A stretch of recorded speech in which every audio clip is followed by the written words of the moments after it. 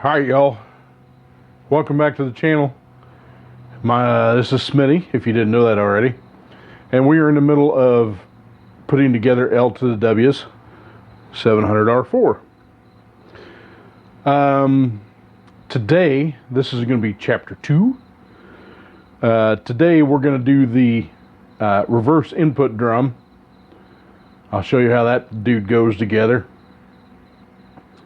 and we'll measure our clutch pack clearance, make sure it's within spec. And we're not going to soak the clutches this time, not right now. What we're going to do is we're going to measure all the clutch pack clearances and stuff like that, and then when we're done with doing all the clutch pack clearances, then we'll soak all the clutches and do a final assembly. So let me get you set up and we'll get going. Alright, to get started, remember what I told you about these input drums. You get a small hole versus a big hole.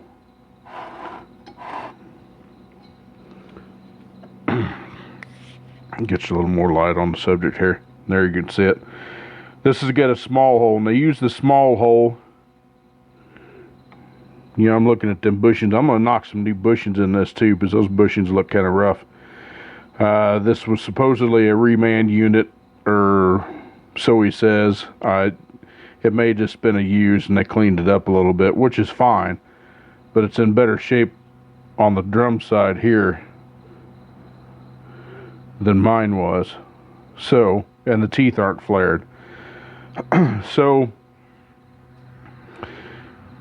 at any rate, we need to get this one apart. They conveniently left the snap ring off there, and that's probably a smart thing, in case it would happen to be a grenade or something. Anyway, we got our wave plate and our pressure plate, or top plate for the pack. Got a set of feeler blades so we can measure, because you want to do it with 2 feeler blades on either side. That way you get an accurate reading. Here's the 2 seals, and these are they've got the little flap on them. You can tell this is an inside one because there's where the flap is on that one, and then this one here's got it on the other side, on the outside, so you know it's right. And got the piston that came out of his transmission, the return spring for it. So got a set of choline steels for it, and these are the Ray Bestis. Even though they call them blue, they're not actually blue, but the friction material is different for them.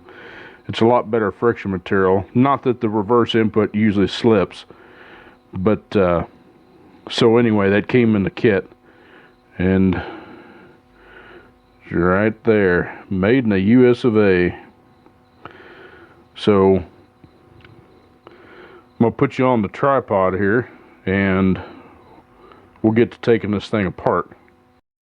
All right, so let's set this stuff aside for just a minute. Let's get this housing out. Like I said, they left the retainer off it, which is fine with me. Pull this snap ring out of here.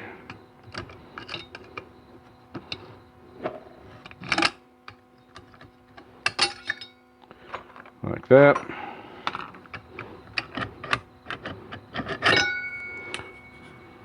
Yeah, this has got they call this a Bevel wave plate because the way it's designed, you know, it's got a kind of a cone to it. Make sure that this cone goes up like that. Don't put it the other way around.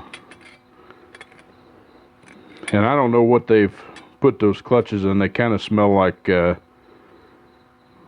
diesel fuel, maybe. They still got numbers on them though. See numbers right here. But anyway, set them dudes off to the side. Pull your piston out. Yeah, that sure smells like diesel fuel.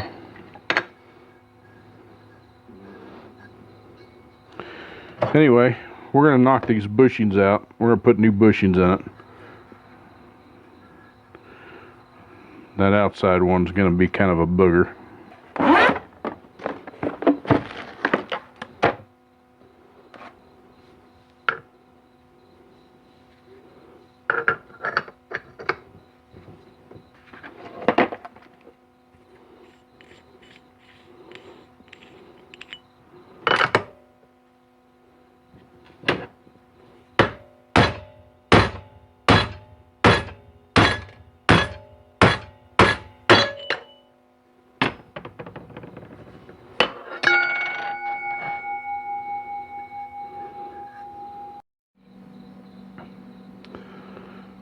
Well, alright, due from some choice words, I finally got that upper bushing out.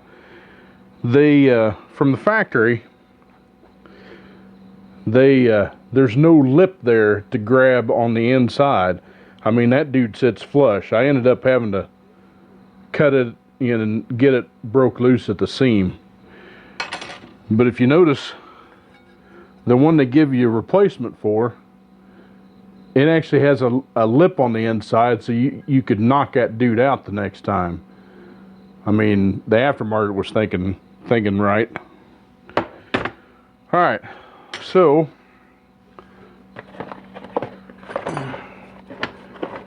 I am about out of gloves.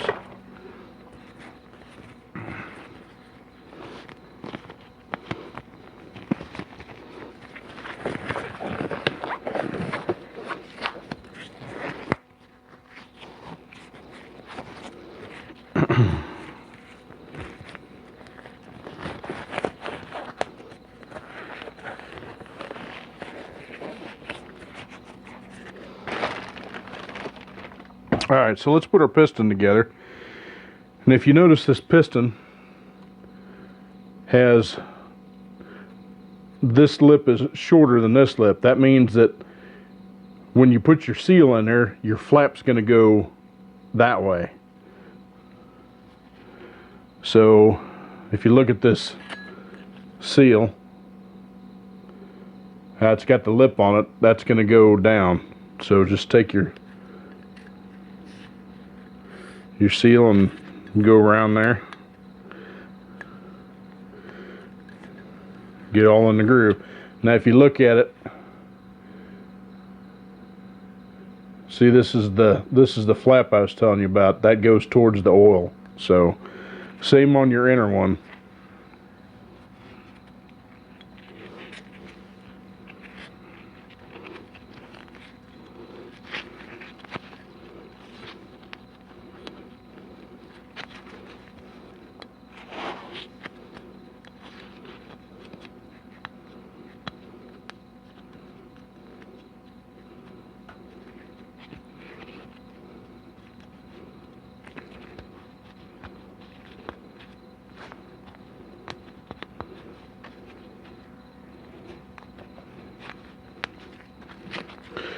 Alright, if you see the inner one there, see the flap's right there, so there you go. Alright, put you some trans gel or whatever you're going to use. This is that assembly lube, but get your inner surface there, and especially around where the got a little carried away there, where the rounded part is. Make sure to get your inner piece, because you want that seal to be able to slide over the top of it. And it's gonna be difficult to get it in, I'll tell you that right now. They do make a lip seal protector, GM does. I've had real good luck getting them in without it, so.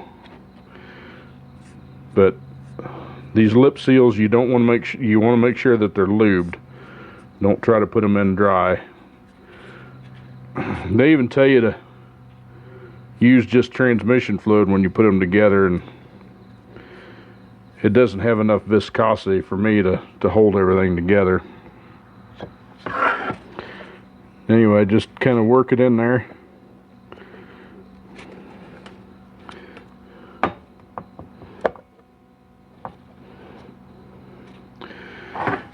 They give you this this seal deal. Let's see if they gave it to you in this one. Well, they must have quit handing them out.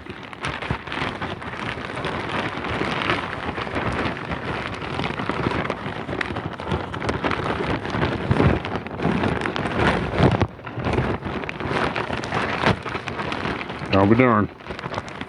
Alright, well, usually they give you this piece of plastic they call the lip wizard, and it works really good.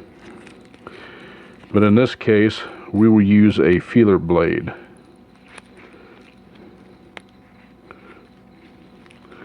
Get a fairly thin one. Since this one's right on top, we'll use it.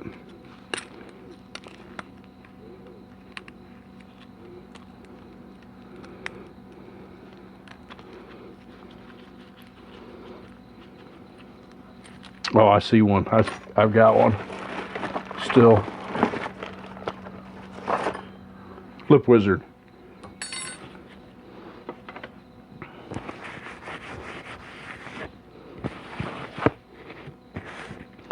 Basically, it's a piece of plastic, and the way this works is you shove this down in there, you just kind of roll it around.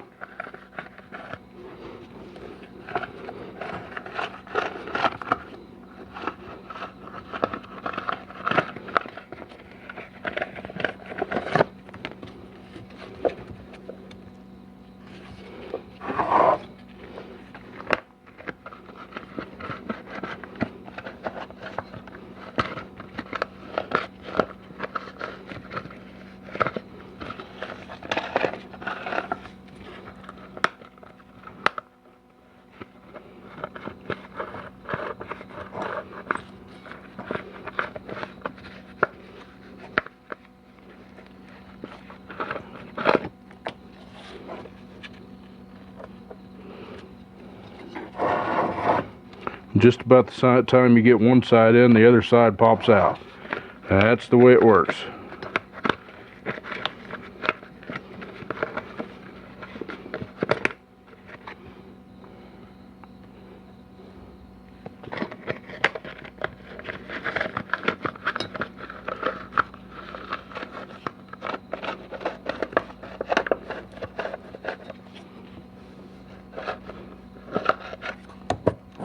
There it goes. Just like that. Alright, so put your spring in there, and you can use about any tool you want to put this thing together.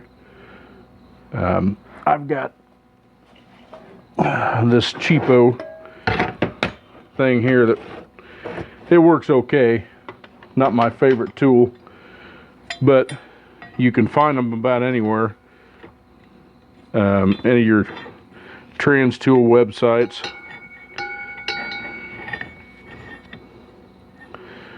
But you basically set it up there and run this dude down.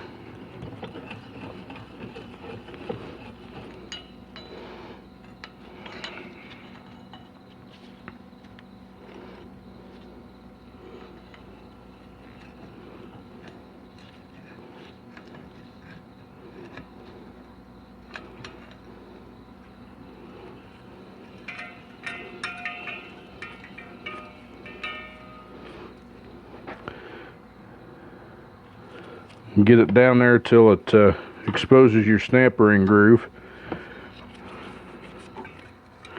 Now this thing is going to want to fall into the snap ring groove, so just be forewarned. If it thing starts to feel like it's binding up, that's because it's falling in that groove.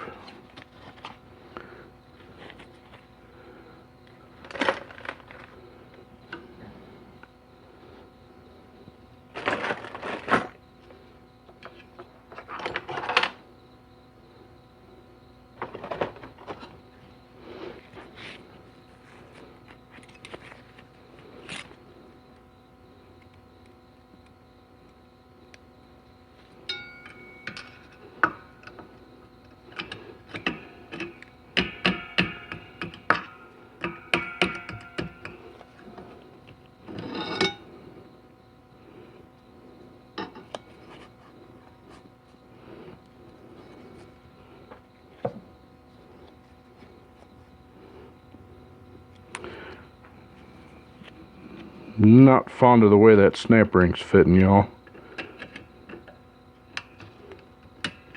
Oh, there it goes. Guess I wasn't holding my tongue right. Yeah, it's in there. Alright.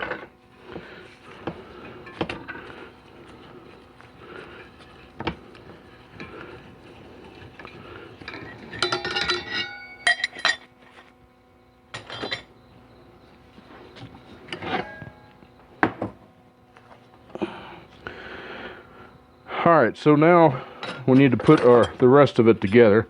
So put your Belleville ring up, followed by a steel, fiber, steel, you get the idea. Just alternate them.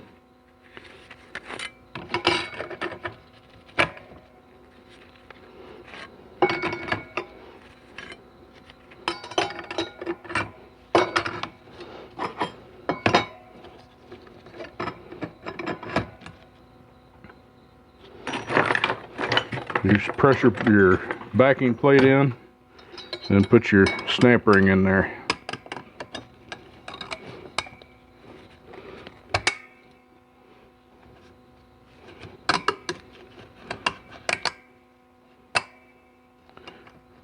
Just like that. All right.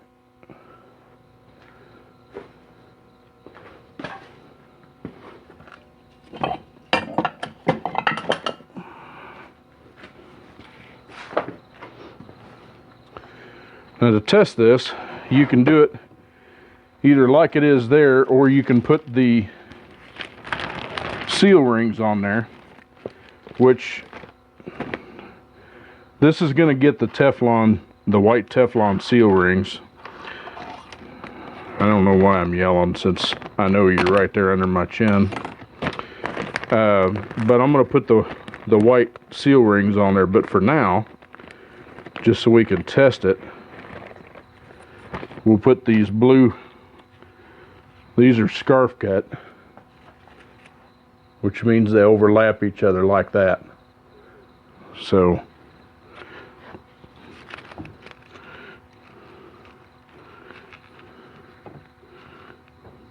that dude on there.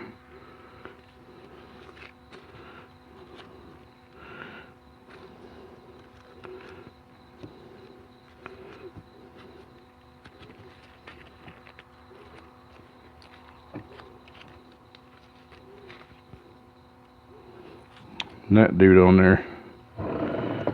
Now these are one on spring out, so we're going to put a little trans gel on there to hold them in there. Even that doesn't want to work.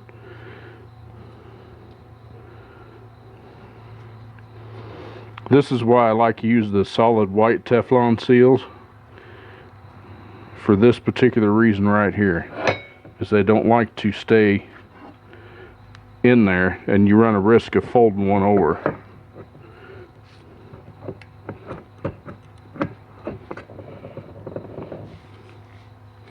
Yeah, see, it's trying to do it just now.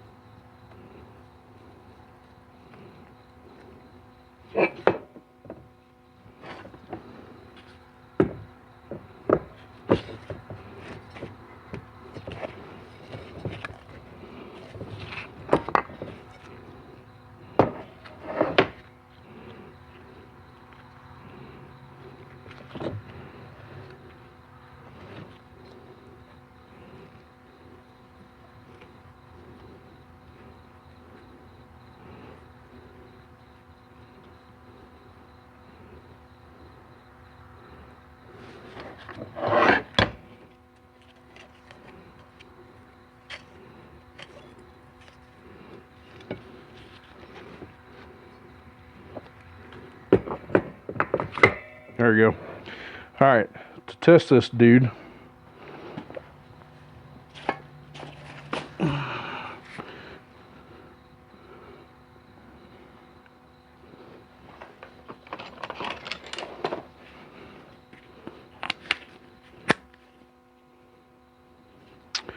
don't ask me which hole because I don't remember.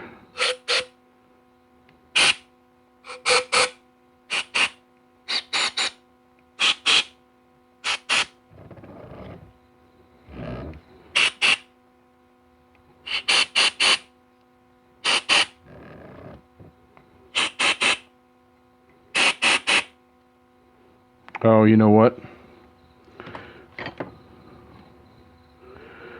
It's not going to work that way because I don't have the pump put together.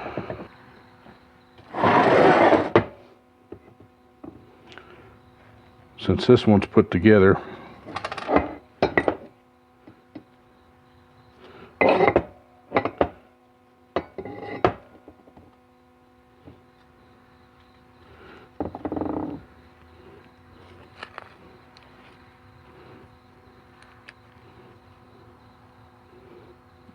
oh, it's still got the seal rings on it. Sweet. All right.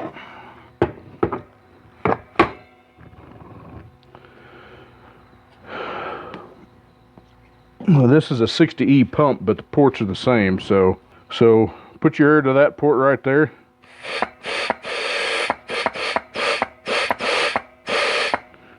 Now it's going to leak.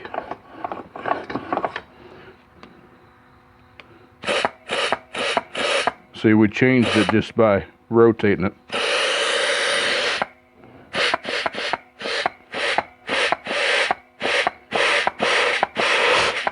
Plus, if you look at the piston,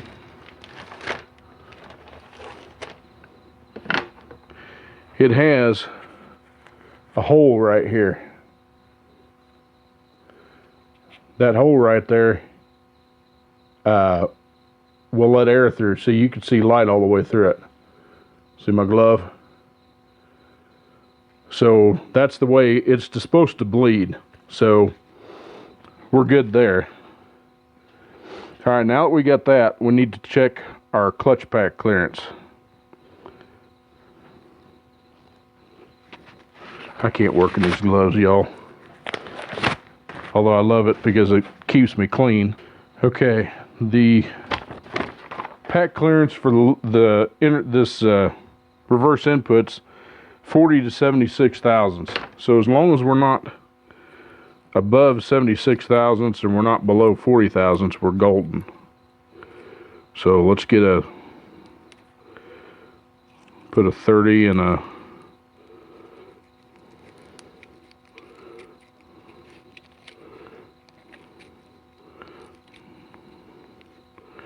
say a 30 and 11, that's 41. This is going to be easier to do with angled. Okay, we got a 28 and a 20. That's 48.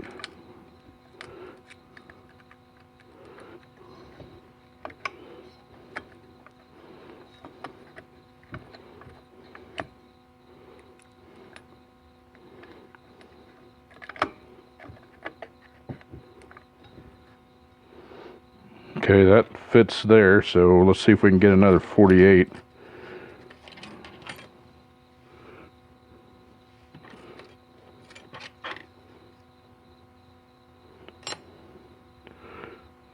(26) and 22 is 48, so there we go, there's another one.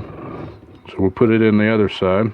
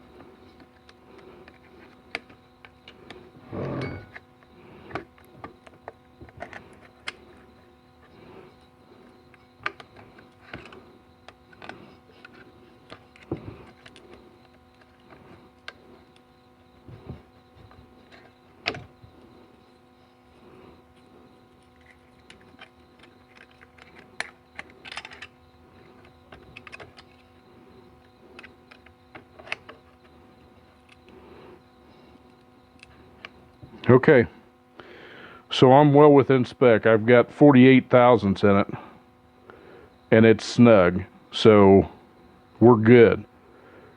That's the right clearance for that reverse input housing. So yeah, I mean, it's got drag on it, which is what you're supposed to have.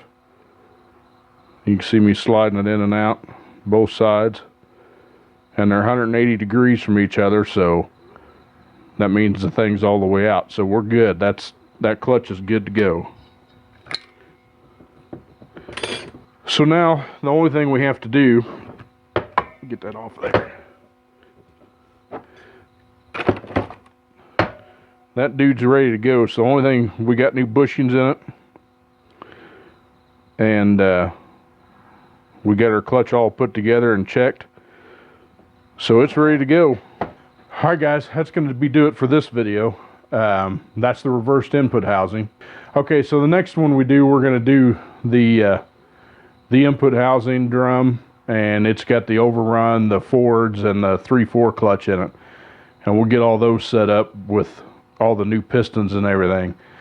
So if you like what you've seen on this one, make sure to stay tuned for the next part of the video, and we'll go over that. So that being said, make sure to smash that like button so it gets shared with more people. Subscribe if you would, please. I would greatly appreciate it. Leave me a comment. I do respond to them. So that being the case, y'all take care of yourself. Take care of each other. God bless you, and God bless America. We'll see you in the next one, guys. Bye.